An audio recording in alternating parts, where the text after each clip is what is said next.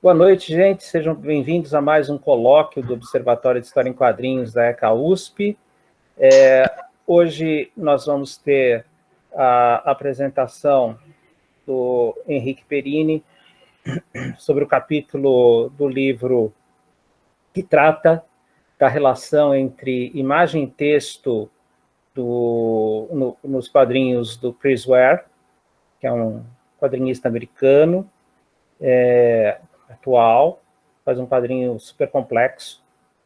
E antes eu gostaria de falar para vocês de dois lançamentos, dois álbuns de quadrinhos argentinos que chegaram agora ao Brasil. Um deles é o Sherlock Time, com roteiro do Osterheld e desenho do Henrique Breccia.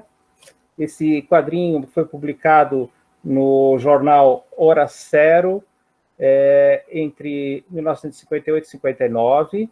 Esse álbum traz todas as histórias desse personagem. Ele é um detetive que a gente não sabe se veio do futuro, de outra dimensão, e ele resolve casos assim misteriosos. E ele tem aqui as páginas publicadas no Hora Cero diário e no Hora Cero semanal, nesse período, e a maior parte é tamanho, formato do álbum, e algumas são no formato horizontal. O outro álbum, que eu queria comentar aqui, também quadrinho argentino, chama Alvar Maior, a obra com roteiro do Carlos Trídio e desenhos do Henrique Breccia, que é o filho do Alberto Breccia, que fez o Sherlock Time. Aqui também tem as histórias, todas as histórias desse personagem. Alvar Maior é o protagonista. Ele é um mestiço de índio com um geógrafo que participou das incursões do Pizarro na América Latina. E ele serve de guia, então as aventuras dele vão do Peru à Patagônia, na época da América colonial, no início da colonização da América. Então, esses dois álbuns de quadrinhos argentinos são muito bons, vale a pena. A gente não tinha... O Alvar Maior saíram algumas histórias no Brasil, isoladamente, nos anos 80, mas aqui esse álbum reúne todas as histórias desse personagem. Então, são duas indicações boas que eu tenho aqui, pelo menos na minha opinião, para fazer para vocês. Então, vamos passar agora. Tem mais alguém que queira fazer, que saiba de alguma coisa, algum evento, algum lançamento de livro? Gazi, tem algum? Não? Washington? Não tem nenhuma novidade, não. Continuo só com meus Gazine, para quem quiser ver sobre fantasmas, né? Meu YouTube. Só isso. Certo. Aviso, vai ter um congresso, não é especificamente de quadrinhos, mas tem um congresso de animação que ocorreria na ECA, na USP, né? Agora em novembro, mas por causa da pandemia vai ser virtual, então é ceanima.org. As inscrições acho que vão até o dia 13 de outubro, acho que é um resumo expandido, talvez, ou só o resumo, precisa entrar, mas ceanima, tudo junto.org. E lá tem as informações para se inscrever. É legal que é uma área que está... E travou, Céu. Ampliando, né? Discussão também acadêmica. Nobu não tem novidade? Está travando o seu aí, para mim, pelo menos. Eu não tenho nada, não. Nenhuma novidade para comunicar, não. Amanhã vai ter a segunda parte da DC Fandom. Eu olhei para o Washington, lembrei. A partir, acho que das 14 horas, se não me engano. Mas, assim, é bem aquela coisa de marketing, né? Falando dos seriados da DC eu acho que seriados televisivos da DC, mas é interessante para quem é fã, né? Sim. Então, vamos dar início à apresentação. O Henrique, por favor.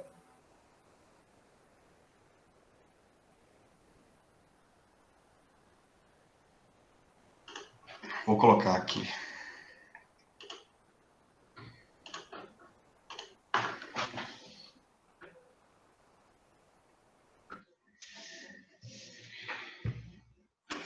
Foi aí?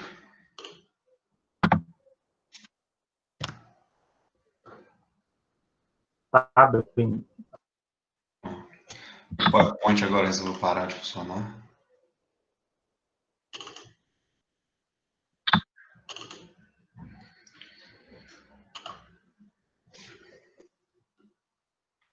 Ah, é só um segundo aqui que o PowerPoint resolveu travar agora, né? Na hora que a gente precisa.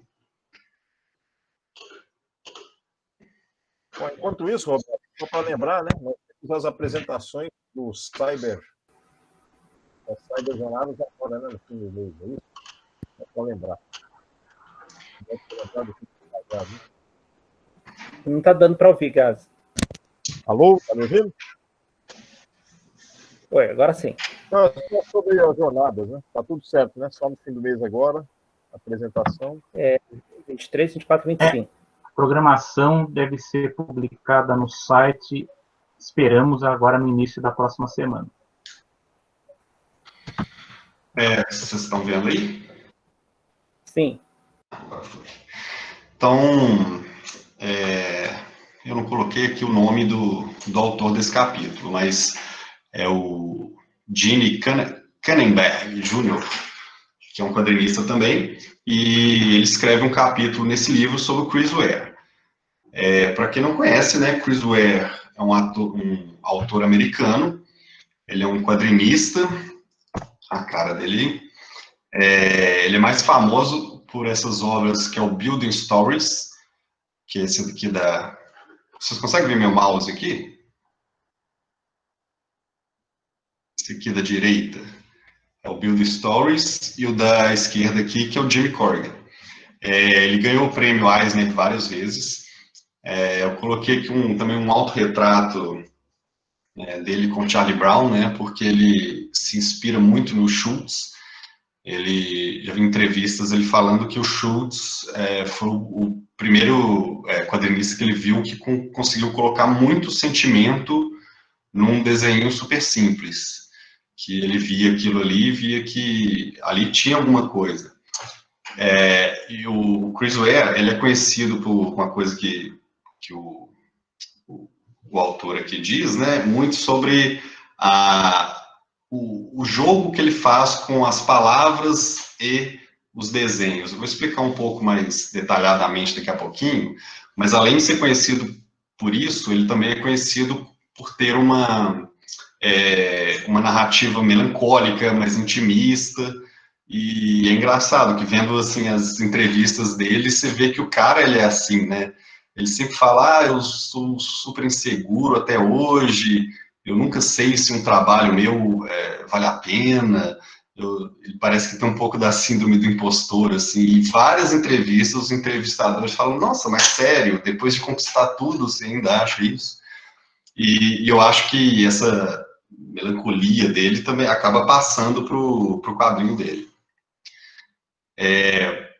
Então, aquilo que eu estava falando, né, ele pega as palavras, né, o texto dos quadrinhos e joga aquilo ali junto com os desenhos. Coloquei duas citações dele aqui. A maneira como o texto é usado visualmente nos quadrinhos me parece incrivelmente limitada. É o único caminho nos quadrinhos que parece ter sido mais ou menos intocado. Quer dizer, quando você tem todas as ferramentas de arte visual à sua disposição, então por que colocar as palavras em balões?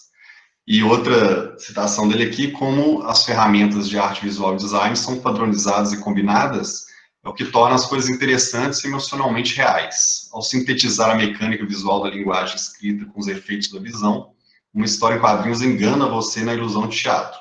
permitido que você pense que está assistindo um evento acontecer, quando na verdade você está realmente lendo.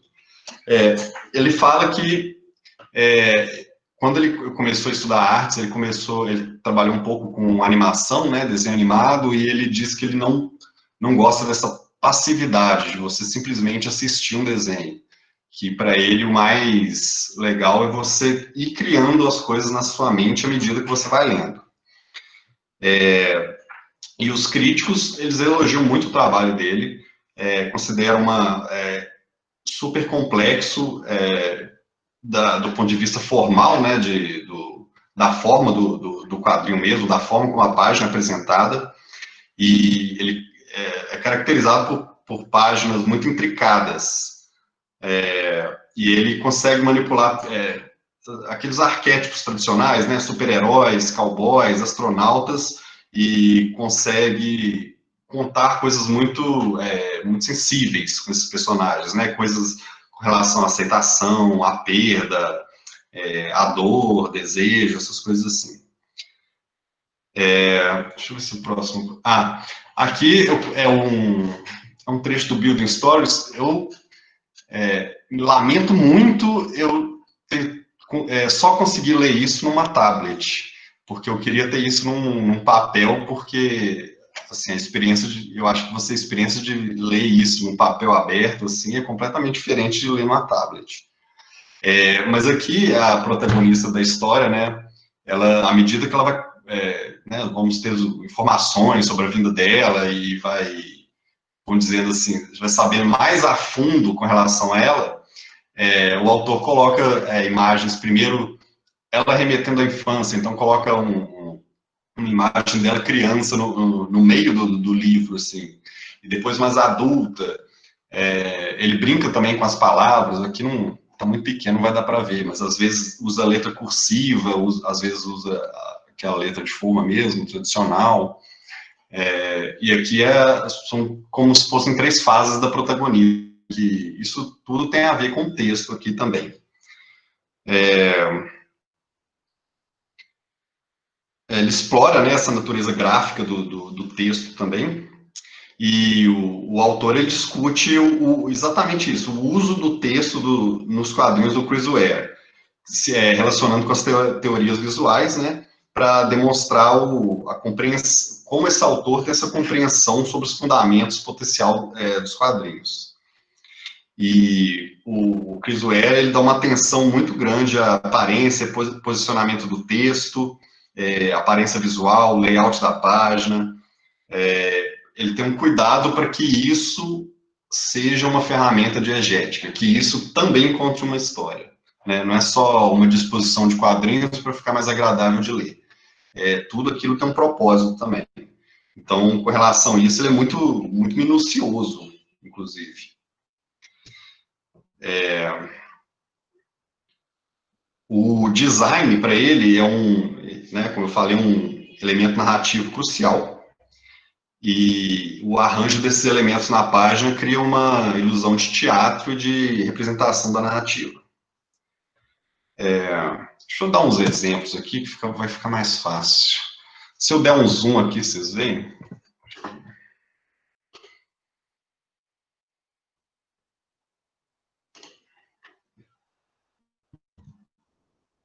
Aqui não vai o zoom. Mas assim vocês conseguem ver mais de perto? Alô? Sim? Sim. Porque na página inteira ele ficou muito pequenininho.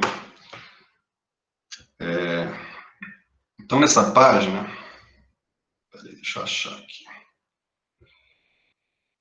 É o Spark Quimby, que o Quimby é esse ratinho aqui, e tem um gato que chama Spark. E ele, nessa história, ele explora uma oposição binária entre esses dois personagens, né? E querendo, assim, demonstrar uma metáfora para as relações interpessoais, né? Então, o Quimby, que é esse ratinho aqui, às vezes ele ama o gato, às vezes ele odeia o gato. ele, com relação ao gênero, ele não tem gênero, não é homem nem mulher, não é macho, não é fêmea. Enquanto o seu gato, né? Enquanto o Quimby, que é o ratinho, ele é do sexo masculino. E cada tira dessa página aqui, ela vai narrar um evento completo. Então, os movimentos de página para página, né, nessas obras aí, não é uma narrativa necessariamente contínua, né? Ao invés disso, ele pode... essas páginas acabam lembrando sequências de soneto, que cada página é única e conta uma história fechada ali nela mesma.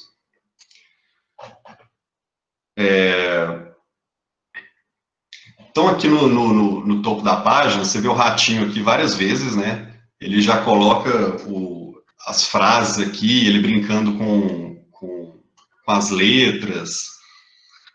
É uma fusão entre texto e imagem que torna compreensível só quando colocado em contexto, né, com as visões do Chris Ware sobre o uso de imagem no seu trabalho. Aí ele fala assim, né, que o texto e a imagem desenvolvem duas partes completamente diferentes do cérebro, né, uma parte que lê e uma parte que observa. E você tem e ele tenta equilibrar essas duas coisas, porque ele fala assim, por exemplo, se eu fizer um desenho de um carro específico, quanto mais específico, mais realista se fizer o desenho desse carro, mais comprometido você vai estar com o conceito de que você está desenhando aquele carro X, né? Sei lá, um Fusca, por exemplo. E se você faz um carro mais genérico, você não tem esse comprometimento todo, né? Então, ele tenta equilibrar os desenhos e o texto dele, às vezes fazendo os desenhos com aparência fria e morta, assim como é uma tipografia.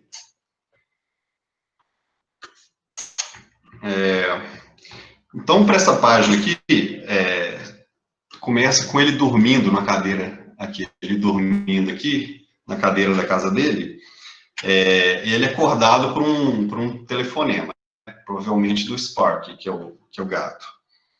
E essas palavras aí servem para reforçar, ecoar ou reforçar o diálogo do Quimby, que ele fala ao telefone aí.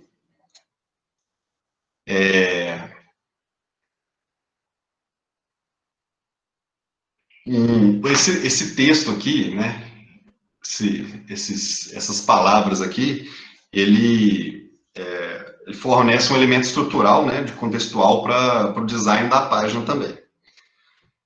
Então, aqui começa com esse arco aqui, ele dizendo, deixa eu dar um pouquinho menos de zoom. Não, se eu tampar aqui dá para ver. I'm a very generous person, né, eu sou uma pessoa muito generosa.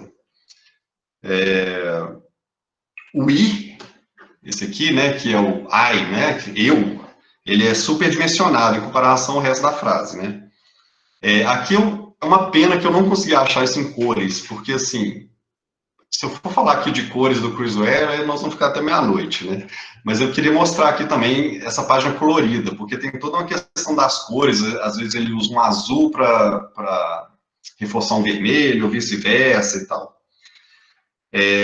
Mas esse eu aqui gigante chama atenção para o egocentrismo do Quimby, que ao lado do I aí você tem uma imagem dele jogando dinheiro, né? Que é um emblema cartunesco assim da generosidade financeira.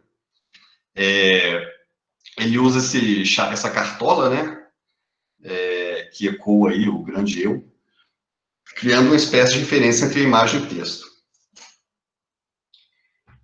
Tem uma página anterior aqui.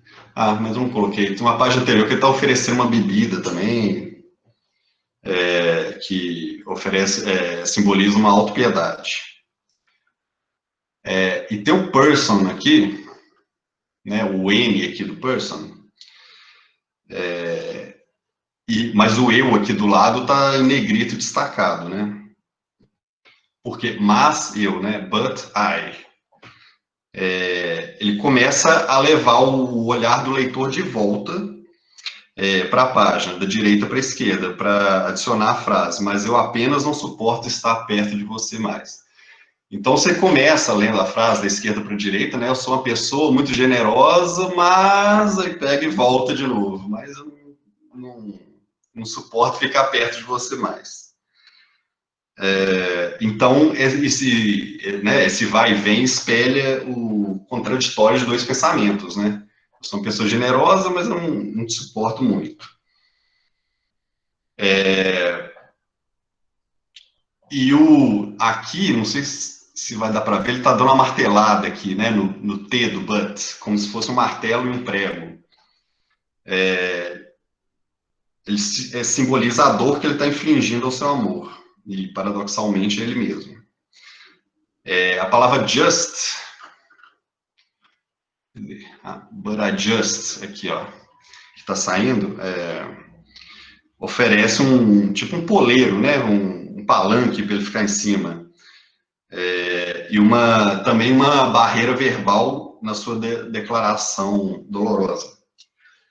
E essa frase se confunde com a frase anterior, com a frase seguinte, né, de maneira incomum, que utiliza a opacidade da tinta preta em papel branco. Então, é uma espécie de palimpsesto legível de uma frase em cima da outra aqui. E ainda assim conflitantes, assim como as emoções dele.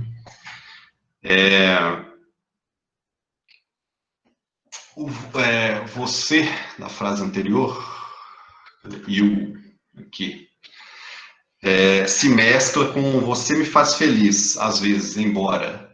Então, aqui, you make me happy, sometimes, though, né, você me faz feliz, às vezes, embora, 3 pontinhos. Porque as palavras de cada frase ocupam o mesmo espaço na página, e a gente não consegue ler uma frase sem ler a outra, então você necessariamente vai ler as duas frases, que é a fusão de emoções que essa história tenta transmitir graficamente. Aqui embaixo, I guess, né?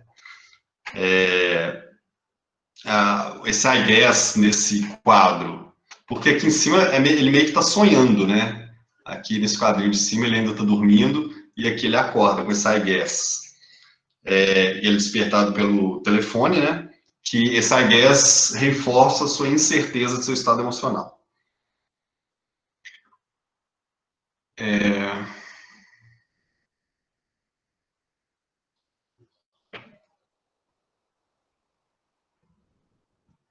Aí, a partir daqui, a gente vai lendo o quadrinho de uma forma mais tradicional, né, da esquerda para a direita.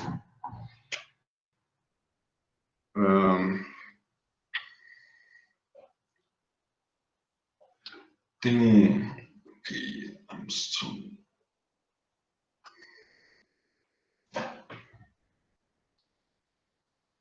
peraí.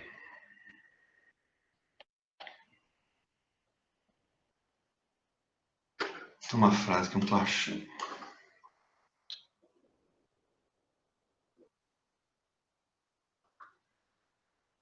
Bom, enfim, não estou achando aqui, mas vou para a próxima. Lembra quando você mesmo disse, lembra? Remember you said yourself. Ele está no ar aqui fora da casa, né? Como tipo o céu. Enfatizando o peso da linguagem, né? O fardo sempre presente na comunicação, no entendimento e na relação entre as duas pessoas.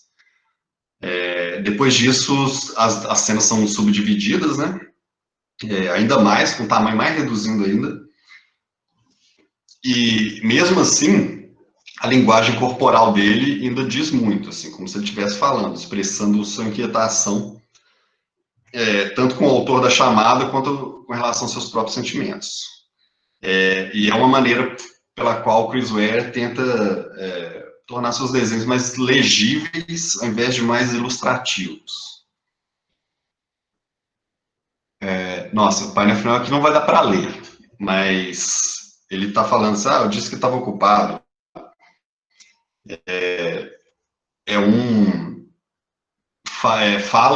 Quando ele fala assim, eu te disse que eu estava ocupado, diz muito, né, o autor diz que fala tão alto quanto as outras palavras das páginas anteriores. E aí, pelo final dessa historinha fechada aí, é porque o gato ligou para ele, aí ele falou, não posso falar agora, estou meio ocupado. Então, aí no final, o Quimby, né, que é o rato, ele não aprendeu nada. Nós, como leitores, nós vimos todo o seu processo de pensamento, né, que revela inconscientemente seu desejo de conexão para comunicação e tal. E a gente não vê apenas o pior da natureza humana, mas também os estados emocionais conflitantes subjacentes a essas ações. O design gráfico, deixa eu colocar ela inteira agora não preciso dos detalhes. O design dessa página permite uma leitura que você vai serpenteando ao longo da página, né, formando conexões visuais, verbais, temáticas entre as imagens e as palavras. Ela apresenta um exemplo de como o Chris Ware estrutura a página de quadrinhos subordinando o enredo ao tema. É uma referência composicional entre palavras e imagens não textuais, que permitem vários níveis de comunicação, né, simultaneamente. Um outro exemplo aqui, isso aqui acho que não vou precisar de zoom, não, isso aqui tá boa. Essa história ela apresenta duas narrativas, elas aparentemente não estão relacionadas, mas uma é essa narrativa visual, né, que são os desenhos, é uma narrativa X, e tem o texto, que é uma outra narrativa, né, uma narrativa Y.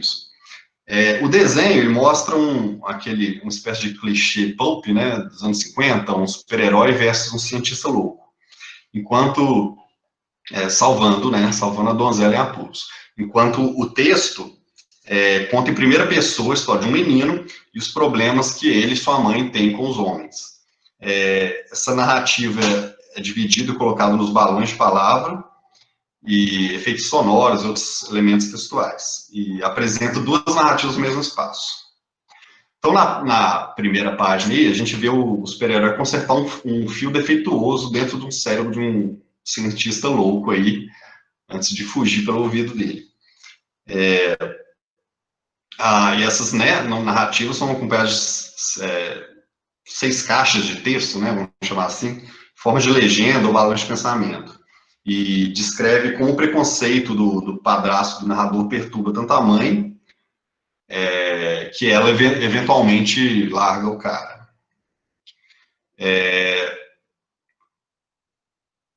O texto, ele apresenta, porque assim, né, os desenhos, as imagens mostram uma maneira super-heróica, né, de reordenar o inaceitável, o comportamento de uma pessoa, no território do fantástico, né? E o texto apresenta o ponto de vista de que esses problemas não têm soluções fáceis, e, na verdade, são consequências difíceis. Os quadros no meio aí, esses dois, eles mostram o super-herói reunido com seu interesse amoroso, né? Enquanto eles observam um cientista passar da loucura para a sanidade. Só que, no entanto, na empolgação aí, o cientista acidentalmente, ou não, né, o próprio autor coloca uma interrogação nisso, pisa num interruptor de um detonador. Enquanto isso, no texto, o autor está descrevendo as últimas vezes que esteve com seu padrasto. Assim, o que era um incômodo e era lembrado como, assim, só alguém que ia lá passar a noite. Em termos de narrativa visual, o texto do cientista, porque aqui ele fala, no final, né, talvez foi o que nós fizemos, mas eu não lembro. Quase poderia funcionar como uma citação direta. A ambiguidade da lembrança do narrador é duplicado na ambiguidade de por que o cientista atinge o detonador. Talvez ele não se lembre do que aconteceu, mas talvez o narrador simplesmente não deseje lembrar os acontecimentos da noite em questão. E nesses 3 quadrinhos finais aqui, tem um close-up dos personagens escapando, né? um olhar de agradecimento aí, ou talvez apaixonado, né, de amor aí da moça, que é uma repórter, né, e o olhar de autossatisfação do herói. Só que no texto fala assim, mas por mim tudo bem, já eu gostava mais das coisas quando era só minha mãe e eu, de qualquer maneira. E ele usa a palavra quando, né, que é esse when, como uma onomatopeia de quadrinhos, né, como se fosse uma explosão, criando uma pontuação visual, né, permitindo a justaposição de texto e imagem enquanto isola a outra ação. Ao longo da história, esse herói da narrativa, ele coexiste com as relações temáticas difíceis do autor que tem com as figuras paternas, né? Avô, padrasto, essas coisas. E no final da história, essa significação foi transferida para a narração do menino.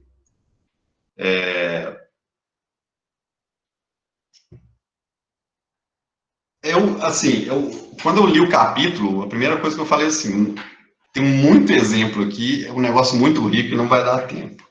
Então, eu peguei esses dois exemplos que eu achei eles mais icônicos, assim, de como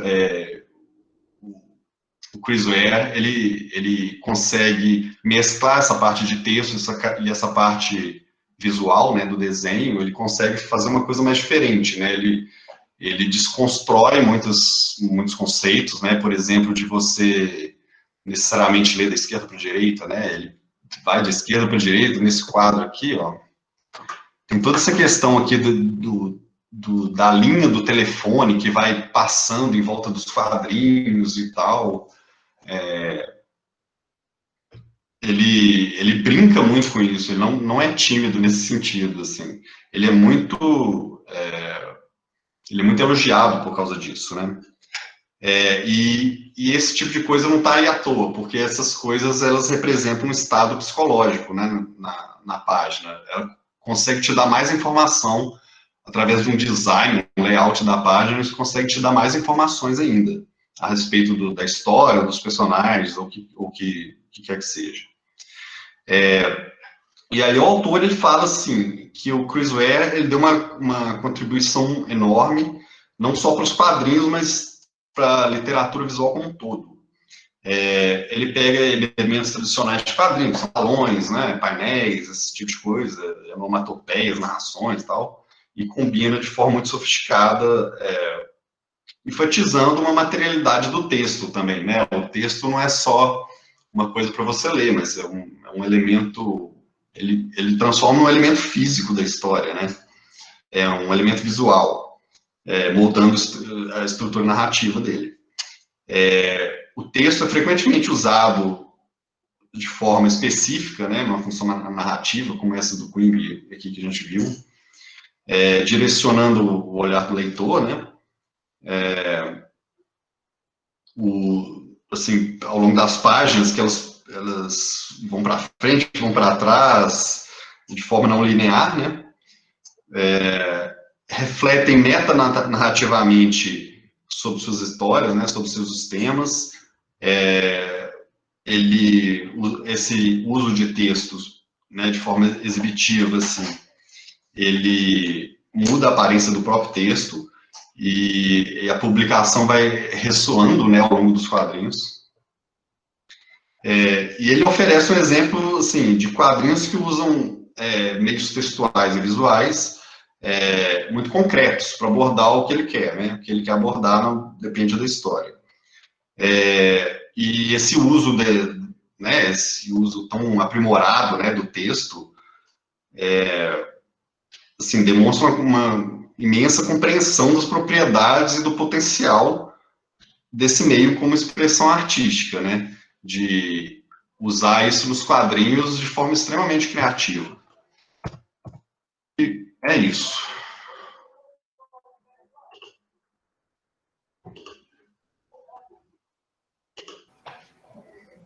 Obrigado, Henrique. Alguém tem alguma questão para fazer para o Henrique? Sobre o texto, sobre o... Nós devemos fazer de que forma? Por escrito ou devemos fazer pelo chat? Acho que temos bastante tempo. Pode falar, André. Boa noite mais uma vez a todos. Eu gostei muito dessa apresentação, porque eu gosto muito do Chris Ware. A minha dúvida, meu caro, você acha que o Chris Ware é uma espécie de, como direi, herdeiro daquele lance de bricolagem que surgiu na Segunda Guerra Mundial? Que muitas das cenas dele parecem uma combinação bem de tipógrafo, lembra muito aqueles cartazes que começaram a surgir. Antes já tinha aquele lance lá do construtivismo russo, de usar imagens recortadas com fotos. Parece que o Chris Ware, aí é a minha dúvida, o Chris Ware é uma nova versão dessa bricolagem, só que agora que pode usar esses programas maravilhosos de edição gráficos? Eu acho que ele usa bico de pena mesmo, viu, até hoje. Mas, olha, eu não sei porque, eu vou ser muito sincero, eu não sou designer, então se tiver um designer pode responder melhor. Agora, com relação a temas, narrativas, eu acho que ele é um sucessor dessa geração aí de Robert Crumb, Peg Picker, essa galera aí, porque são histórias muitas vezes autobiográficas ou cotidianas. É muito, assim, esse Building Stories, que é o famoso dele, a personagem principal não tem nem nome. Então, assim, é muito dentro da cabeça, muito intimista mesmo. Agora, com relação ao visual, eu não vou saber te responder. O Chris Ware, ele estudou design gráfico. E ele mesmo fala dessa influência dos catálogos da Sears Roebuck dos anos 20, fala dessa questão de explorar uma tipologia diferente de texto nas histórias em quadrinhos. Então, eu acho que sim, ele é um herdeiro, sem dúvida, ele deve ter estudado os cartazes russos, né, dos anos 20, toda aquela parte de tipografia que existia naquela época, como era usada naquela época, aquele estilo de texto, né, de formatação do texto.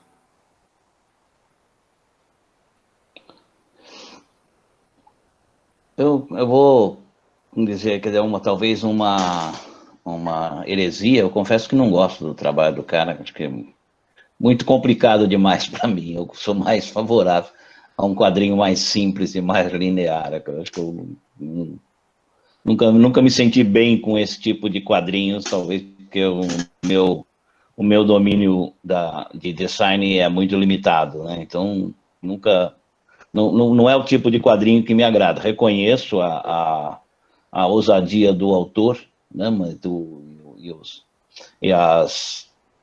quanto ele avança, mas confesso que a mim não me agrada muito, não. Eu sempre prefiro outros tipos de quadrinhos também, porque é mais lineares e mais fáceis de entender, não?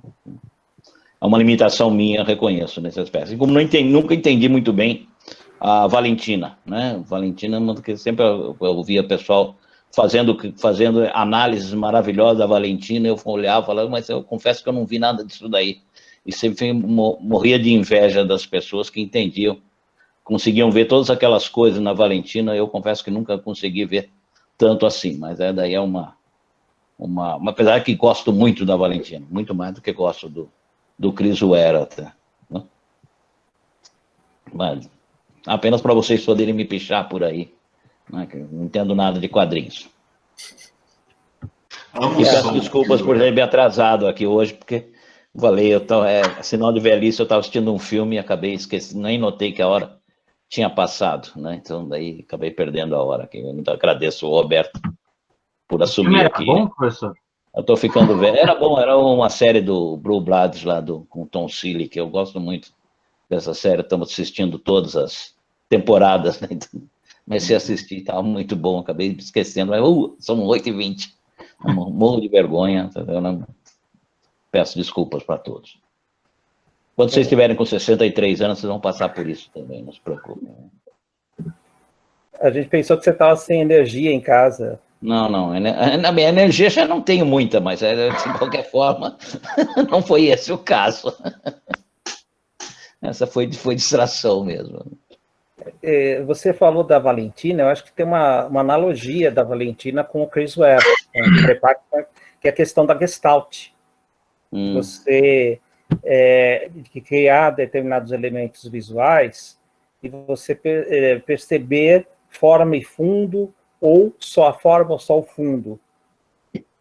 O Chris Ware, ele tem até um desenho mais estilizado, mais simples, mas você também pode perceber que há, principalmente esse jogo que ele faz com o texto e a relação texto-imagem.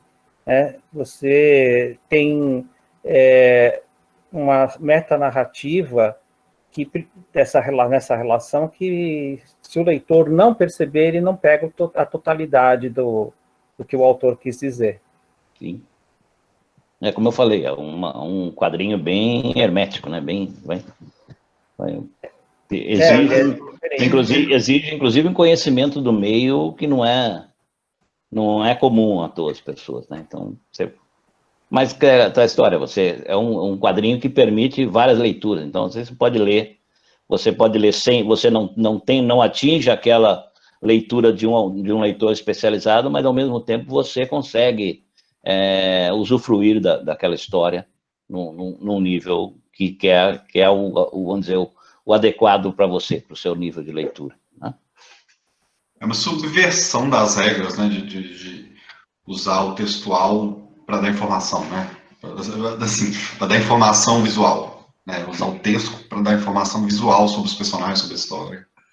Eu acho que o grande mérito, apesar de eu não gostar dele pessoalmente, isso não tira o mérito do trabalho, que acho que o grande mérito do autor é realmente ir além e te mostrar o potencial da linguagem dos quadrinhos, né? O quanto que a linguagem dos quadrinhos pode avançar, que ela pode ser utilizada de uma forma como não foi imaginada. Então, ele vai ousando, quer dizer, eu posso utilizar os recursos dos quadrinhos e muito mais do que se usa normalmente. Ele ousa fazer isso, quer dizer, isso exige um conhecimento, né? A gente tem que admirar mesmo o autor, porque exige um conhecimento do meio que não é comum, o cara tem que conhecer muito, é como você pensar, eu compararia com Picasso, por exemplo. Exatamente. Né? Vai fazer todas aquelas ousadias, né? Mas porque ele conhecia a pintura tradicional, ele tinha um domínio total da pintura tradicional, e daí ele tem condições de avançar e ousar com todas aquelas pinturas que nos maravilham até hoje. É o mesmo caso, eu acho que eu colocaria o Chris Ware nesse nível em relação aos quadrinhos, como estava o Picasso em relação à pintura. Eu acho que o Chris Ware, assim como o Richard Maguire aqui, né, que é aquele trabalho, são pessoas que experimentam a linguagem, né, e dão um passo além. Não é para fazer todo o gibi no formato que o Chris Ware faz. Não é para fazer todo o gibi como Here, né, como aqui é feito, mas como experiência da linguagem, como você ultrapassar os limites e ver o que é possível com ela. O próprio Maguire, ele tinha feito uma história com 7, 8 páginas há, sei lá, 30 anos, né? Saiu até acho que na Animal ou na Circo. E só depois ele fez um trabalho mais complexo, mais denso, né? Um livro de 400 páginas, né? E esse Building Stories é uma coisa maluca, porque são historinhas que se complementam, e segundo eu li, né? Eu tenho o material e li só uma vez, ou tem peças que eu nem li, mas tem não sei quantas bilhões de possibilidades, né? Você amarrando todas as histórias. Então são desafios, né? Alguém colocou que é uma leitura que vai instigar quem realmente quiser penetrar nesse mundo dos quadrinhos deles, mas realmente não é para todos os quadrinhos vão ser feitos assim, vão fazer uma coleção, vai para a banca, é pouco provável, né? Não, quando me pergunta quais os quadrinhos que você indicaria para alguém que não conhece quadrinhos começar a gostar de quadrinhos, né? Nunca seria o Chris Ware que eu indicaria. Sem dúvida. Certo. Talvez o Little Nemo. Queria fazer uma pergunta para o Henrique, porque eu também, assim como o Valdomiro, o pessoal está falando, o Chris Ware parece que ele eu tenho um dos livros, eu ganhei de um amigo aqui, eu peguei agora enquanto vocês falavam para olhar, ele vem com manual, né? Ele vem com eu li uma vez faz anos, ele vem com umas considerações sobre gráficos e coisa e tal, e aí quando você vai ver a história em si, o desenho é bem direto, assim, né? É uma coisa mais, até simples. Mas aí, eu acho que assim, ele faz muitos experimentos formais, pelo que vocês estão falando, né? Eu sei que tem um bocado disso nesse aqui, que é o Jimmy Corrigan, que chama. E aí tem... eu lembro que quando me deram o livro, tinha essa introdução enorme aqui para ler. Eu falei, mas tem que ler tudo isso? Aí tem uma coisa que o Valdomiro falou aí, de preferir um quadrinho mais direto. Ele falou, meu amigo falou, não, isso é mais uma brincadeira estética, ele usa o texto para falar sobre design, para ficar uma coisa junta. Então, acho que tem uma aura que ele cria, né? Mas qual que é o conteúdo no final? Porque as histórias que eu lembro é um pouco do que você falou, são histórias meio pessoais, melancólicas. No caso assim, né, contemporâneo, seria isso o foco da obra dele ou não? Sim. Esse Jimmy Corrigan é tipo a vida dele toda, né? Desse Jimmy Corrigan, o garoto mais inteligente da Terra, né? O Building Stories, ele fala, assim, na entrevista, ele fala, olha, eu queria que não fosse nenhum período específico, né, assim, nenhum período, sei lá, um período mais triste, ou mais feliz, ou mais ocupado, onde tá acontecendo, assim, alguma coisa mais relevante. Não, um período comum, assim, do dia a dia mesmo, um período da vida da mulher lá, eu vou fazer ali, tá? Nos quadrinhos, nos mangás, né, tem o Slice of Life, que é isso também, né, são só cenas cotidianas, né. Hoje, assim, eu, como leitor, eu observo uma emergência muito grande desse tema, né, inclusive foi meu tema de dissertação, sobre essa cotidianidade. Isso está virando tema, as pessoas estão publicando, não só quadrinhos, né, mas filmes e outras coisas, outros produtos, mas explorando coisas banais, pessoas comuns, nada fantástico, nada fora do normal, e eu acho, assim, né, minha teoria é que, né, eu não voo, não solto raio, nem nada, mas eu sou tão comum quanto aquele cara quanto o Jimmy Corrigan, por exemplo, sabe? Eu tenho os problemas que o Jimmy Corrigan tem. Então, eu acho que tem uma aproximação maior com o leitor, no sentido de identificação. A Grace Schneider fala que são aqueles quadrinhos quando não acontece nada, né?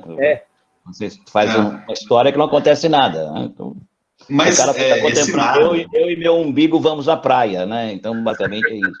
Eu lembro da série Seinfeld, que se vendia muito como uma série sobre nada, né? Mas eu sempre bati na tecla, não é sobre nada, não, é sobre muita coisa, né? Só que, assim, às vezes a coisa é um pouco mais etérea, assim, então cada um interpreta de uma forma, né? Eu pego as minhas experiências pessoais e jogo ali na história, né? Você vai pegar as suas e jogar ali. Então, cada um vai ter uma interpretação um pouco mais diferente.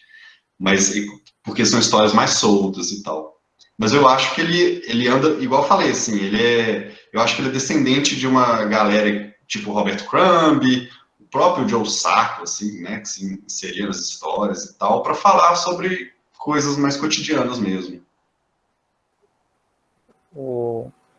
Tem um filme sueco, eu não lembro o nome agora, o DVD foi lançado pela Livraria Cultura, que o diretor coloca os personagens em situações banais, câmera fixa, e ele não tem relação entre os vários esquetes, são pessoas fazendo coisas comuns. É um filme recente, é do século XXI. Eu acho que uma questão que o Chris Ware traz uma grande contribuição, mas tem também um grande perigo, né, para a produção de quadrinhos, que é qualquer autor achar que pode fazer a mesma coisa, né? A gente tem visto muito que qualquer autor achar que a sua vida, por mais monótona que seja, vai ser interessante para alguém, né? E eu tenho visto muita coisa que as pessoas fazem o quadrinho sobre a sua vida e são chatas pra caramba, né?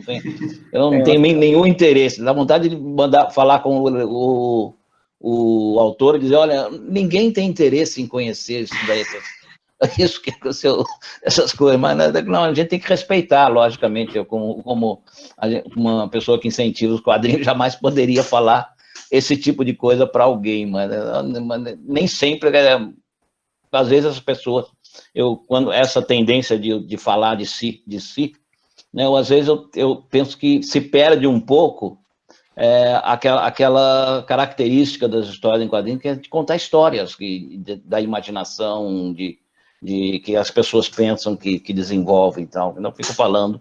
Porque é lógico que é muito mais fácil falar de si mesmo, né? Ou contar histórias. Não, porque tem quantos quadrinhos que tem, que o cara faz a história dos filhos, né?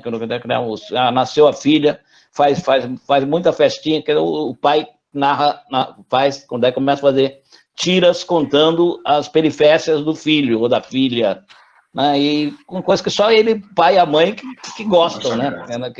Que é para pai e mãe, qualquer coisa que os filhos fazem é maravilhoso, né? Então, mas daí chega uma hora que fica cansativo, né? E às vezes as pessoas não notam, os autores acabam não se dando conta disso, né? E acabam se repetindo muito. Né? Só que o Chris Ware não faz assim uma narrativa autobiográfica. Não. Ele faz uma relação pessoal com o personagem.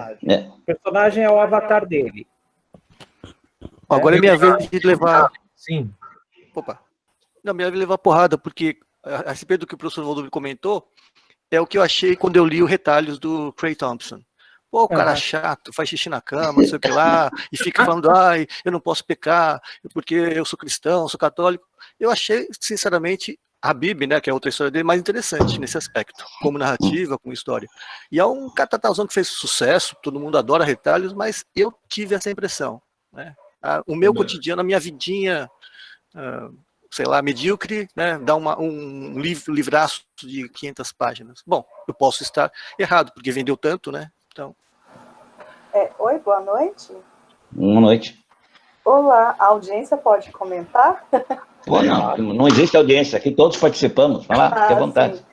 Eu só não vou ligar minha câmera agora, mas assim, essa discussão agora sobre autobiografia, ela meio que me deu uma cutucada.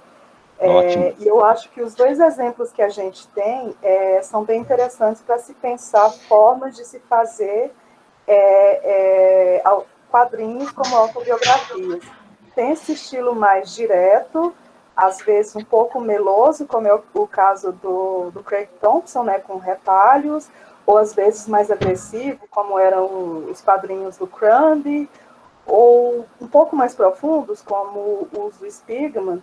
E tem também, e agora eu estou pensando no Chris Ware, e eu estava aqui até no chat conversando com o Novo sobre o Richard Maguire, e a obra dele, o Here, inspirou o Chris Ware, e é uma forma de narrativa autobiográfica que não segue essa abordagem mais direta, né?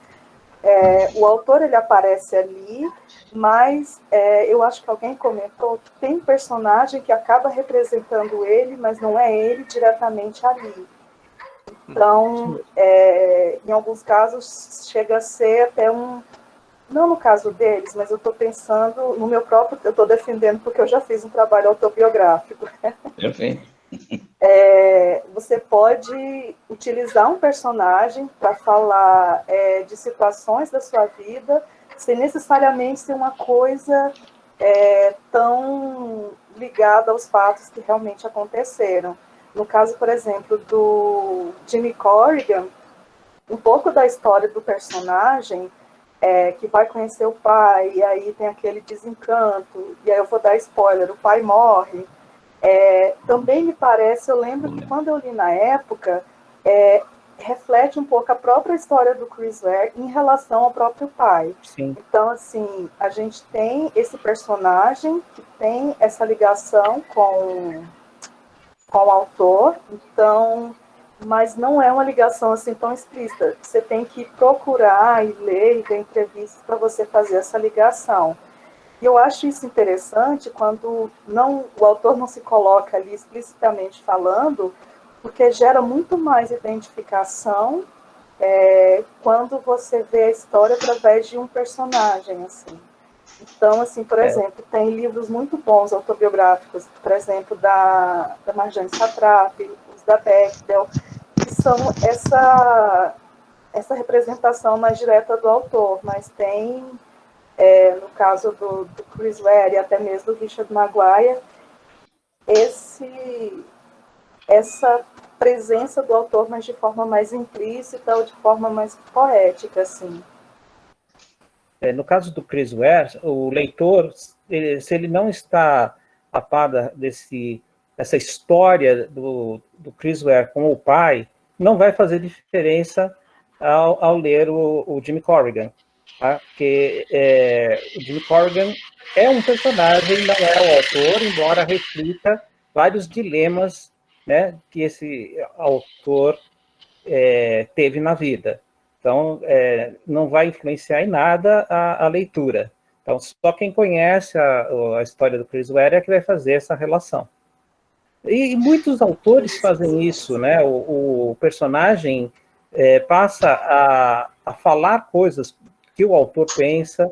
Então, o Corto Maltese é o Hugo Pratt, né? Inclusive, o próprio. O Corto Maltese vive aventuras nos lugares onde o Hugo Pratt viveu, de fato, né? Então, tem um álbum do Hugo Pratt que se passa aqui no Brasil, que o Corto Maltese fala que vamos para a ilha de Itamaracá, passei bons dias lá. Quem está falando isso não é o Corto Maltese, é o Hugo Pratt. Que teve filho com uma índia aqui no Amazonas, né? E ainda adotou os outros filhos dela. Então, mas quem não conhece a história do Hugo Pratt também não vai perder nada ao ler o Corto Maltese, que é um dos quadrinhos que eu indicaria para alguém começar a leitura, a se envolver no mundo dos quadrinhos. Eu também. Balada do Mar Salgado. Balada do Mar Salgado. Eu sempre costumo dizer que você não precisa ler todos os quadrinhos do mundo. Basta ler a Balada do Mar Salgado, já é suficiente. Né? Opa, o Washington aí, tá na mão. E o desenho do Chris Ware me parece assim, o extremo da linha clara, né? Ele acho que levou ao ponto máximo aquela rigor, as curvas feitas com talvez gabarito, tudo com régua, tudo muito linear. E eu me identifico no que eu faça, né? Esse trabalho. Mas eu trabalhei um bom tempo como ilustrador técnico, fazendo perspectiva isométrica, que não é perspectiva com ponto de fuga, que é exatamente o que ele faz, né? Então parece que está distorcido porque a nossa perspectiva visual ela tem, né, um ponto de fuga. A gente costuma ver as coisas com uma certa deformação. E esses ângulos do isométrico, das perspectivas cavaleiras, não têm deformação. Por isso que para nós, para os nossos olhos, parece que ela está errada. Mas rigorosamente, matematicamente, ela está correta, né? Tem uma coisa em relação ao que vocês estavam falando, principalmente o Valdomiro no book, que é um aspecto maior, eu diria, assim, da obra dele, que me parece, essas obras que vocês estão citando, que seguem essa tradição, como o Retalhos, até o American Splendor, né, do Harvey Pekar e tal, que é a pessoa falando de si mesmo e etc. Algum colega comentou, né, que a grande sacada, o Daniel Grisanti comentou que a grande sacada dos autores é trazer essa experiência pessoal para uma coisa mais, um debate mais, fazer uma reflexão interessante, né, sobre o que acontece. Mas só para colocar num aspecto maior, é uma coisa que acontece também, é visto por algumas pessoas como uma moda, né? Acontece no cinema, na literatura, etc. E aí tinha um diretor inglês chamado Alexander McKendrick, e ele não gostava disso também, e ele falou que isso eram modas modernistas, né? Que é uma tendência dos jovens, ou uma coisa assim, ou de gente que quer se aproximar de uma espécie do que ele achava que era uma vanguarda, né, para fazer uma arte que é muito fechada nela mesma. Ele falou que ela tinha algumas características. Eu peguei aqui, eu só queria falar para vocês porque eu achei engraçado. Então, as ideias seriam: narrativas com histórias sequenciais são antiquadas, são artificiais e chatas. Número 2, quando você começar a escrever, faça sem planejar. Planejar não é necessário, improvise. Essas histórias têm um pouco disso também, né? Ser claro é errado, ambiguidade é profundidade. Ideias e conceitos são o que importa, personagens devem ficar em segundo plano. O tema mais importante do mundo hoje em dia é alienação. Todo mundo alienado hoje em dia. Temos que expor isso. Um personagem que quer fazer coisas e atingir objetivos é falso. Eu gosto de simbolismo, personagens realistas são entediantes, abstração é profundidade, filmes pessimistas, ou histórias no caso, né, e negativos são mais profundos que filmes que exploram outras emoções. Filmes que chocam, incomodam, estão verdadeiramente a serviço da arte. Alegria, exuberância e entusiasmo são mentiras nas quais as pessoas acreditam porque são fracas. A verdade é fria, dura e cruel. Então, essas ideias de você ficar retratando alienação, tédio, é uma coisa... ele vê como uma moda modernista, né? Como uma coisa voltada para esse universo um pouco umbiguista. Não que eu acho que tem coisas boas. Você está falando, eu tenho uma teoria. Porque tem dois autores espanhóis, o Roist Pablet, não sei se é assim que fala. e eles começam o livro dele falando o seguinte, que quadrinhos são uma coisa essencialmente da classe média, que obedecem às lógicas de produção, distribuição e tal. E eu li num quadrinho uma vez, que um quadrinho, o personagem estava falando assim, só tem crise existencial quem tem a barriga cheia. E aí eu fiquei pensando assim, se esses quadrinhos sobre cotidianidade são os quadrinhos feitos da classe média para a classe média, uma coisa mais ou menos assim nesse sentido. É a impressão que eu tenho com o Crane Thompson, né? Parece que ele não tem nada mais importante na vida, né, do que aquelas coisas. Então, ele deve estar muito bem resolvido em outros aspectos, né? Não passa fome, famíliazinha está tudo bem, não tem nada de grande ousadias, grandes acontecimentos. Então, faz daquele cotidiano o acontecimento da vida dele, né? A primeira menininha, a primeira moradinha que todo mundo ou imagina que aconteça ou acaba acontecendo, para ele é a grande aventura, né? Então, acho que o que para nós, leitores mais antigos, gostavam de aventura como Flash Gordon, como Tarzan, como Mandrake, Zorro, é a aventura cotidiana, porque é o que eles acham que é o que mudou, o que aconteceu na vida deles, né? O que foi um pouquinho mais diferente do que a coisa normal. Deve ser isso. Eu acho suponho que seja isso. Perdão. Eu acho que um contra-exemplo seria o Demolidor do Frank Miller.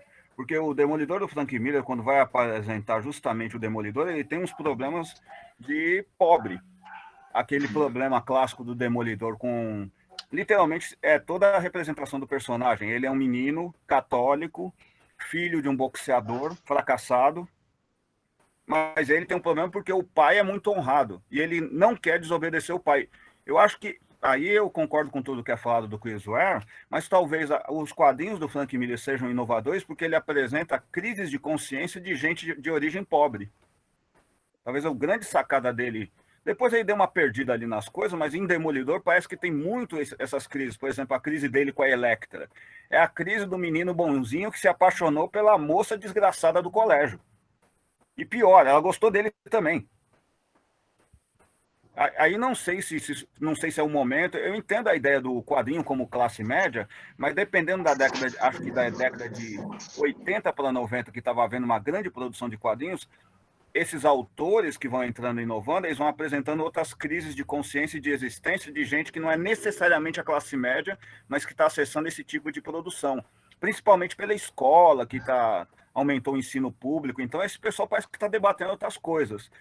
Atualmente, com o mercado está se fechando de novo de quadrinhos, por exemplo, hoje é difícil a garotada ir na banca, que nem a gente fazia de comprar o formatinho. Ler aquilo ali e adicionar. Hoje, a gente vai comprar um quadrinho qualquer, comprar o próprio Demolidor, as obras escolhidas. É 50, 70 pau.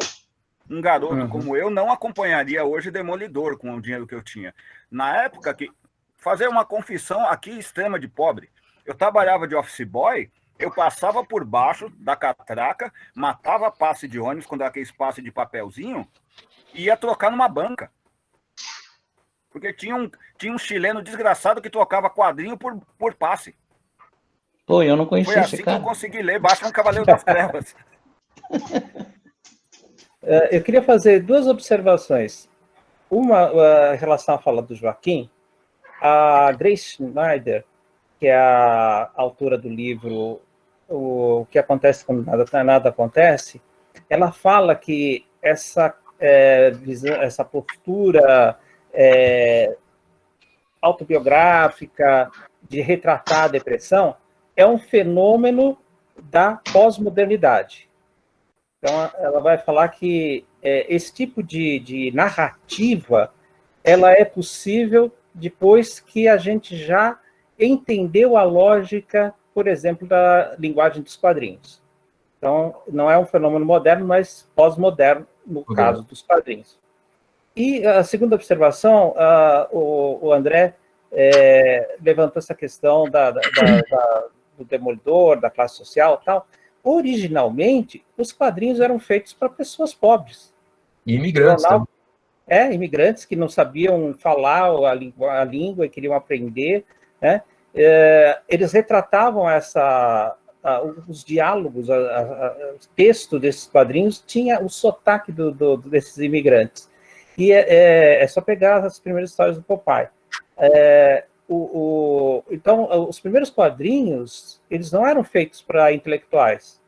Eles eram feitos para as pessoas que compravam jornal, que custava uma merreca, né? E depois, os comic books, as revistas de história em quadrinhos, que custavam centavos naquela época, eram feitos para crianças que não eram ricas. As crianças ricas tinham acesso à literatura, né? Hoje, concordo com o André, você vai comprar qualquer história em quadrinhos, vem um encadernado, capa dura, né, e custa até mais de R$60. O ideal não é que você tenha quadrinhos de todos os preços, né? O ideal seria isso daí, que você continue tendo os quadrinhos para os pobres como nós, né? Eu, quando era criança, eu caminhava de Guaratinguetá até Aparecida, que era onde chegavam as revistas, eu ia a pé para economizar o dinheiro do ônibus e poder comprar 2 ou 3 gibis a mais lá em Aparecida, né? Então, que existam quadrinhos para nós que somos pobres, e que existam quadrinhos para classe média, para classe alta, que daí tem vários tipos de quadrinhos que você possa ter, né? Todos os interessados possam chegar até os quadrinhos, ou que os quadrinhos possam chegar a todos aqueles que se interessam por eles, né?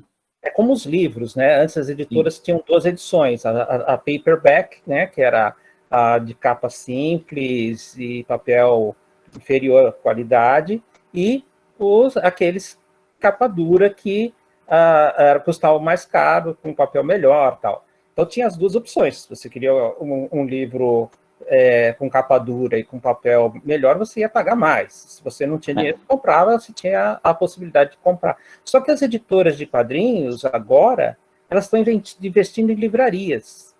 E então elas estão fazendo essas edições encadernadas,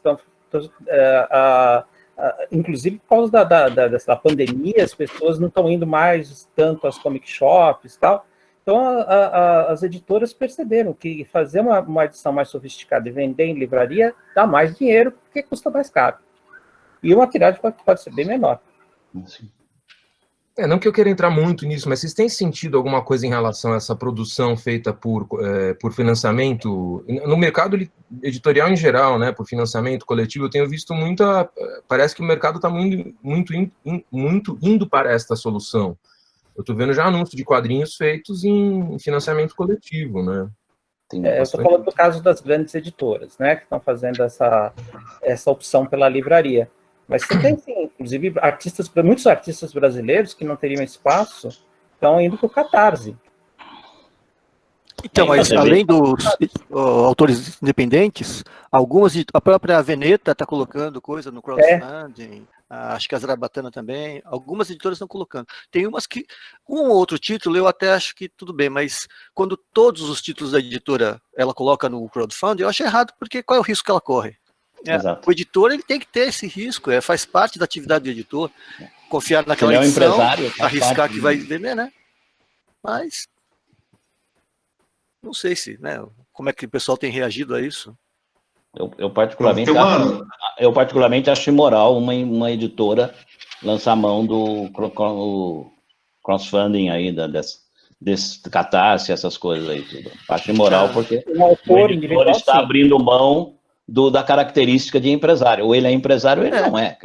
Eu penso que ele tem que ter uma tese de doutorado sobre isso, sobre de que forma esses, né, por um lado é mais democrático, né, essas coisas todas, mas por outro acaba selecionando o cara que não tem perfil nenhum de empresário, tipo eu, assim, nunca daria certo, acaba selecionando. Não, é diferente se você, como autor, vai lá e quer publicar a sua obra e você não conseguiu um editor, e você faz um tipo de campanha para os seus amigos, as pessoas que admiram a sua obra, te ajudem a publicar essa obra. Isso é uma coisa. Agora, o editor que está lá para editar, fica lá escolhendo obras e fala, não, a sua obra é boa, eu edito se nós conseguirmos uma campanha. Então ele não está arriscando nada, ele recebe só e já recebe praticamente tudo. Pronto, ele só tem a ganhar como editor, né? Não tem praticamente nada a perder. Sim. Mas essa é uma questão mais longa, né? Daria para a gente discutir bastante Sim. Né, sobre isso. Né? Bem. Valdomiro, eu posso falar daquele texto do... Pode. O Roberto tinha falado sobre isso, para complementar. Então, esse texto é o 9º capítulo do livro What Happens When Nothing Happens, da Grace Schneider. Foi a tese de doutorado dela, que ela defendeu na Universidade de Louvain, na Bélgica. E esse capítulo chama Chris Ware, Resisting Narrative Immersion, resistindo à imersão narrativa. A Grace Schneider é professora do Departamento de Comunicação Social da Universidade Federal de Sergipe. O Chris Ware, quadrinista americano, que nasceu em Omaha, Nebraska, em 67. Ele, em 94, criou a série Acme Novelty Library, que vocês veem aqui do lado direito, a capa de uma das edições. É um periódico, teve vários números, e cada edição o Chris Ware faz de um formato diferente, de uma maneira diferente. Essa edição especificamente destaca o Queen the Mouse, mas tem também páginas do Jim Corrigan, que foi publicado em capítulos, em trechos, nessa Acme Novelty Library. Ele é autor, então, das graphic novels Jimmy Corrigan, O Garoto Mais Inteligente da Terra, Rusty Brown, e o Building Stories, que na verdade, vocês veem nessa mesa, é uma caixa que vem com 14 peças, tiras, posters, coisa para dobrar, então, livro com quadrinho. Então, a ideia do Chris Ware, do Building Stories, Construindo Histórias, faltou um L ali, é que o próprio leitor vai montando, vai criando essa narrativa. Embora dê umas instruções bem detalhadas, né, de como fazer. A Grace Schneider, ela fala da imersão narrativa, e ela fala que os 3 principais tipos são a imersão espacial, temporal e emocional. E ela fala que o debate entre imersão e interatividade, ou absorção e artifício como princípios estéticos opostos, é oportuno para análise dos quadrinhos do Chris Ware. Ela vai dizer que são considerados por muitos críticos como quadrinhos tristes, monótonos, chatos, difíceis e desorientadores. Fui eu não. Mas vários críticos falam, né, que inclusive o Chris Ware não tem senso de humor. Ele detesta humor. Então, a autora vai falar do engajamento do leitor. A habilidade de engajar e imergir o leitor em um universo ficcional e aos elementos representacionais do texto, personagens, cenários, etc., é desejados na narratividade, o storytelling. O desengajamento do leitor em oposição à absorção é uma estratégia estética, principalmente ao revelar significados ocultos do texto. Isso é muito comum na pós-modernidade, em filmes que mostram para o espectador que aquilo é um filme. Então, o Dublê de Corpo do Brian De Palma, alguns filmes dirigidos pelo Woody Allen, como Dirigindo no Escuro. Então, são formas de mostrar para o espectador, para o leitor, que aquilo lá não é real, aquilo lá é uma narrativa que tem uma linguagem e tal. Os filmes do Godard sempre foram assim. Entre as várias formas de desengajamento está a tendência da arte contemporânea de simular desordens depressivas pelo uso de estratégias como lentidão, imobilidade, perda do senso de tempo e excesso de repetição. O resultado quase sempre é o tédio. E aí que ela vai colocar a obra do Chris Ware, mas ressaltando que há uma diferença entre representar o tédio e ser chato. Para ela, os quadrinhos do Chris Ware representam o tédio. A primeira forma de imersão que ela trata nos quadrinhos de Chris Ware é a imersão temporal. Então, uma das consequências diretas desse alto nível de atenção demandado à exploração das páginas de Ware é a severa desaceleração do processo de leitura, já que a dificuldade apresentada atrasa a velocidade de leitura. Então, são muitos detalhes, essa relação texto-imagem, etc., que faz com que o leitor leia mais lentamente a história em quadrinhos. As histórias em quadrinhos tradicionais, super-heróis, por exemplo, não tem não exigem esse alto nível de atenção. Então, você se envolve com a narrativa e rapidamente lê. Né? Os quadrinhos do Chris Ware impõem ao leitor essa desaceleração do processo de leitura. Ela fala, a Grace Snyder fala que o tempo narrativo é muito elástico, oscilando entre a aceleração e a desaceleração. Pequenas micromudanças, momento a momento, e saltos temporais de uma geração a outra entre as sarjetas dos quadrinhos. Ware brinca com essa ambiguidade tão típica da linguagem dos quadrinhos, diz essa autora. No Jimmy Corrigan, ele mostra, por exemplo, a infância do avô e depois mostra a infância do Jimmy Corrigan. Então, o leitor ele tem que parar para ver quem que é esse? É o avô ou é o Jimmy Corrigan? Tá? Então, você tem uma passagem de tempo, de gerações, entre um quadrinho e outro. E o leitor é que tem que perceber essa passagem na narrativa. Ixi.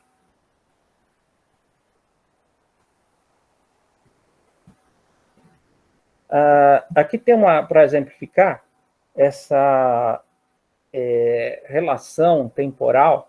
Você vê, são 2 páginas do Jimmy Corrigan. Numa página, a janela está totalmente aberta, o passarinho está em vermelho, aqui, ele está passando nesse prédio, aí a janela está um pouquinho levantada, né? O passarinho já está mais longe, há uma gota se formando aqui, o telefone toca, essa gota está caindo, a gota cai, ela espirra no parapeito, o telefone deixou de tocar. Então, são essas micromudanças temporais que a autora se refere. Então, o leitor, você tem ou uma passagem muito brusca no tempo, ou você tem uma desaceleração total da narrativa, que você vê uma gota caindo. A imersão temporal é uma das consequências diretas desse alto nível de atenção demandado à exploração das páginas do Chris Ware. Não, isso já foi. Aqui. Aí nós temos a imersão emocional. Esse tipo de imersão envolve tem um M a mais aí, a resposta emocional do leitor ao destino dos personagens. Isso diz respeito à questão de empatia narrativa. Então, se a gente tem uma empatia com o personagem, a gente torce por ele, a gente acompanha o que ele faz, as ações dele. E o nível de empatia pode ser regulado, por exemplo, pela regulação da distância emocional entre leitor e personagens. E uma das formas mais imediatas de controlar essa distância nos quadrinhos é através do estilo gráfico, que já carrega um valor emocional. No caso de Chris Ware, o uso minimalista e rigoroso da linha clara pode dar, à primeira vista, a impressão de frieza e distanciamento. Esse autor privilegia contorno e leiturabilidade e expressividade com traço uniforme, poucas linhas estáticas, entre aspas, e cores discretas sem sombras, e em um estilo próximo aos manuais de instrução. O Nobu falou exatamente disso, né? Que ele vai radicalizar a linha clara, o estilo da linha clara, e que tem uma relação muito, muito direta com esses chamados manuais de instrução, esses catálogos de venda de produtos ou de montagem de um determinado produto. Aí ela vai falar que outra ferramenta válida para a narrativa gráfica despertar a empatia é o uso de gestos e expressões faciais para descrever o estado de ânimo e sentimentos, reconhecíveis mesmo antes da leitura da história. Esse é o caso de Ware, que aborda sentimentos como solidão e a incapacidade para a conexão. Então, nessa página, por exemplo, pai e filho vão à Disneylândia, vão nos brinquedos, né, e tem a vida cotidiana, mas você tem muito dessa coisa da incomunicabilidade entre os personagens e esses momentos em que os personagens estão fazendo absolutamente nada. É muito comum nos quadrinhos do Chris Ware os personagens estarem sentados ou na poltrona ou na cama, e não levantam e ficam lá absortos no pensamento. A imersão espacial refere-se à criação de senso de lugar. O leitor é transportado para um cenário, ou seja, está presente na cena dos eventos representados. Embora os quadrinhos tenham a vantagem de serem capazes de construir um mundo visual, eles são sempre opacos. Mas a constante presença do olhar periférico, é um termo criado pelo Benoit Peters, um teórico e quadrinista francês, eu acho, não sei se é francês ou belga ou holandês, Perchamp, em francês, Perifield, em inglês, continua lembrando o leitor dos aspectos materiais da história. A gente vai encontrar isso muito no Building Story. O leitor manuseia aqueles vários produtos que estão dentro da caixa.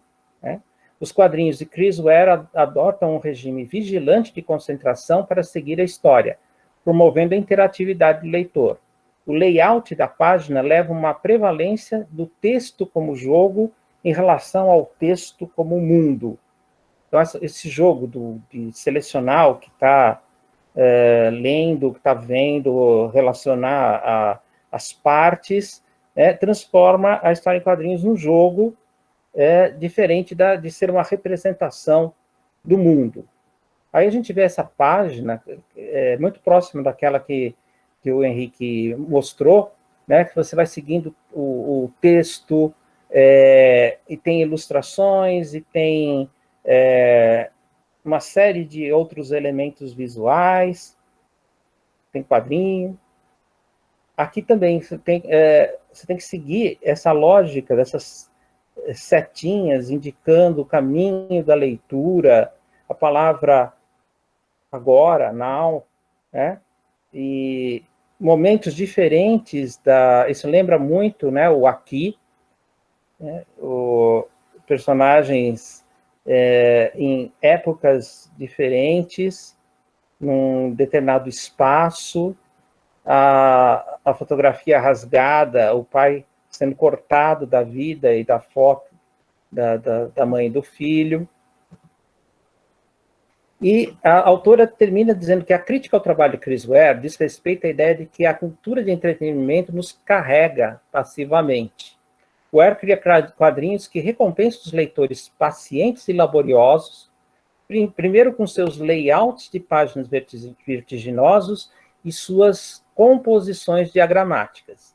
E, em segundo lugar, a pouca dependência à sequencialidade e ao seu traço que causa empatia instantânea. Ela diz que essa linha clara é uma forma do leitor rapidamente entender a história, o que está sendo apresentado para ele, e, além disso, as expressões dos personagens denotando os sentimentos também ficam claras para o leitor. Então, apesar de ter toda essa lentidão na leitura, quando ele divide os quadrinhos bastante,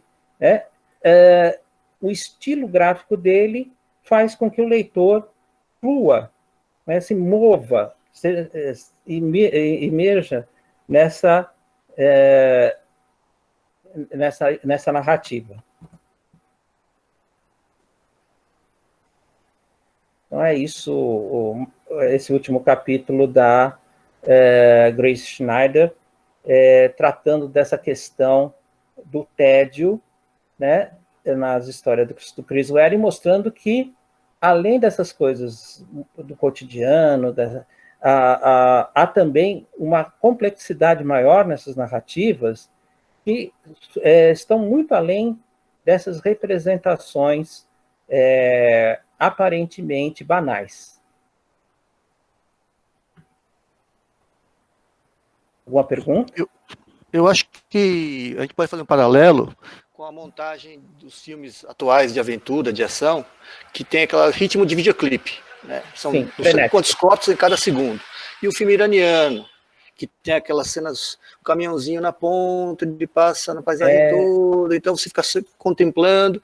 É uma outra estética que exige também do espectador uma outra maneira de fruição, né? Outra maneira de apreciar essa obra. Então, quem não tem paciência para assistir um filme iraniano não vai curtir mesmo. Né? Está habituado com esse ritmo mais frenético. Né? Eu lembro nos anos 80 que falavam, né, dessa lentidão dos filmes europeus.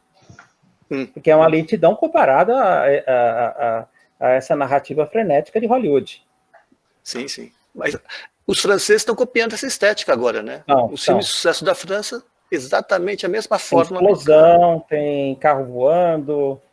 Então, né? Eu digo assim, a edição, né, a montagem, os cortes são muito frequentes, muito em cima, cenas curtíssimas, né? Sim. Um tempo muito pequeno entre um corte e outro. Exato. A TV faz isso. Se a gente pegar uma... a geração MTV. Aprendeu com os videoclipes. Sim. Se a gente pegar uma telenovela dos anos 70, 80, e for ver o tempo decorrido entre um corte e outro, a gente vai ver que diminuiu numa telenovela dos anos 90, do século XXI. Sim, sim. O Henrique está falando que muitos diretores de clipes viraram diretores. O Ridley Scott, por exemplo. Sim. Eu acho que, inclusive, o Ridley Scott, ele faz em determinados filmes, ele faz uma média em relação ao cinema europeu, o cinema de Hollywood. O Joaquim está falando dos filmes dos anos 70 em relação aos filmes de hoje em dia. Tirando, por exemplo, Operação França, com Gene Hackman correndo, o trem passando, os carros, né, passando por ele e tal. A maior parte dos filmes dos anos 70, mesmo de Hollywood, tinha uma lentidão em relação à edição dos filmes de hoje. Aldomiro? Eu acho que é interessante você pensar nisso, quer dizer, e pensar na obra do Chris Ware, que é um norte-americano, né? Que é um norte-americano e que é dessa geração, né? E ele faz um quadrinho totalmente diferenciado, né? Sim. Se for o Crepar... A gente está falando... E as comparações com o cinema, a gente vê, por exemplo, nos quadrinhos, o que está sendo, vamos dizer... valorizado mais no quadrinho é exatamente o oposto daquilo que está ocorrendo no cinema. É o quadrinho mais lento, mais trabalhado, mais do interior da pessoa do que o quadrinho de ação, né? Se você pensar, o quadrinho de ação, por mais que o Washington acha que venceu, né? Não pode ter vencido no cinema, mas na área dos quadrinhos está talvez sendo colocado em xeque, né? Sim, a verdadeira graphic novel faz essa reflexão por uma leitura mais sofisticada. Eu acho que é um pedaço de madeira e ferro, não sei se é esse o nome, do Chaboté. Sim, do Chaboté. É praticamente o banco, né, da praça e as pessoas que sentam, vivem seus dramas, pequenos dramas pessoais, e a vida corre, né?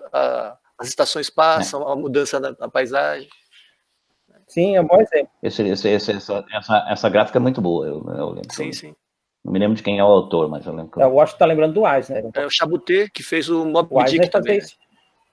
Sim, o Chaboté fez Solitário, e agora foi lançado um álbum chamado Henri Désiré Landru, do Chaboté, que ele faz uma releitura da história desse que é considerado o primeiro serial killer francês, e que inspirou o Chaplin no filme Monsieur Verdoux. Monsieur Verdoux. Tem até a semelhança na pronúncia do nome dos dois personagens. O Chaboté é interessante, esse pedaço de madeira e aço, porque o personagem principal, o protagonista, é um banco. É inanimado. E sobre o Eisner, ele já tinha registrado isso em Nova York. Colocava o hidrante como personagem, colocava aquela caixinha de correio como personagem, né? Ou seja, a paisagem urbana, os elementos da paisagem, o mobiliário urbano. Né? Sim. Henrique? Tem um quadrinho, eu não lembro o nome, aqui, ali, que é um cômodo da casa, né? Sim. Que assim, o personagem é um cômodo da casa, e aí as pessoas vão passando ali. Tem um filme também com Casey Affleck, que ele é um fantasma, chama Ghost Story. Sim. Que né, a pessoa morre e ela fica lá de fantasma, né? Assim, o fantasma mais cartunesco impossível, né? Com lençol e 2 olhinhos. E vão passando-se os anos, as gerações, outras pessoas vão morando na casa, e é tudo muito fixo ali naquele local. Sim, o aqui tem desde dos dinossauros, né, até no futuro, né, e no mesmo espaço, naquilo que foi depois o cômodo de uma casa. E outra coisa que eu queria pedir, a gente pode ter acesso a esse PowerPoint? Sim. O Selby falou que no YouTube, você pode... Ou eu passo também para o Selby, depois ele distribui para a lista. Beleza. Você faz isso, Selby? Nossa. Ou no Facebook também, pode ver como fazer. Tá, aí você coloca o máximo de lugares possível. Tá. Eu vou dar uma revisada, porque eu vi que tem alguns erros de digitação. Eu vou revisar esse PowerPoint e depois eu vou passar para o Selby. E aí ele socializa. Valeu. Perfeito. Mais alguma questão? Não. Então, acho que hoje a gente vai encerrar mais cedo, né, Valdomiro? Vamos terminar mais cedo. Eu queria, mais uma vez, pedir desculpa pelo meu atraso e vou me penitenciar, me responsabilizo pela próxima apresentação do capítulo do livro, que é sobre o Alan Moore. Do Alan Moore, né? Posso. Essa apresentação. São duas apresentações de mágica do Alan Moore que depois viraram quadrinho. Eu faço a apresentação. E vai ser que dia? 2 de outubro, né? 2 de outubro? Ficou, não sei quando que está marcado. Não tem o calendário era 2 de outubro. Então, 2 de outubro. Então, 2 de outubro. Então, 2 de outubro. Eu vou ver se eu falo com um rapaz que defendeu a tese de doutorado dele foi no Paraíba, se ele faz a apresentação. Legal. Sobre o quê? É sobre quadrinho paraibano. Ah, que beleza. É quadrinho paraibano mesmo. Lembrando que tem no YouTube a sua participação, né, no evento do Sesc. Foi quando? Ontem, né? Foi na quinta. Na quinta? Ontem. Foi numa palestra, um debate com o Marcelo Quintanilha e coordenado por um rapaz lá de Recife. E já está no Facebook, já está no YouTube. Está no YouTube já. Foi bem gostoso. E a gravação de hoje vai estar quando no YouTube? Acho que até domingo. Domingo. O Céu vai fazer alguma edição, que precisa tirar algumas coisas, né? Mas Eu ia perguntar isso. Você sabe como editar? Sempre esse editado. vídeo que foi gravado? Todos eles são editados. São editáveis? São. É que eu não consigo baixar. Fica no Drive lá e como é que eu baixo para poder... Não consegue? Não, dá sim. Depois eu te falo. Dá para então, baixar, por favor. sim. Falou. Obrigadão. Beleza, então, gente. Então, até dia 2 de outubro. Aliás, na verdade, antes disso, nós saímos da jornada. não esquecer disso. Então, dia 23, 24 e 25, Temos a Cyber Jornada, esperamos encontrar todos lá. Então, tchau, gente. Bom fim de semana a todos. Boa noite. Tchau. Boa noite, bom fim de semana.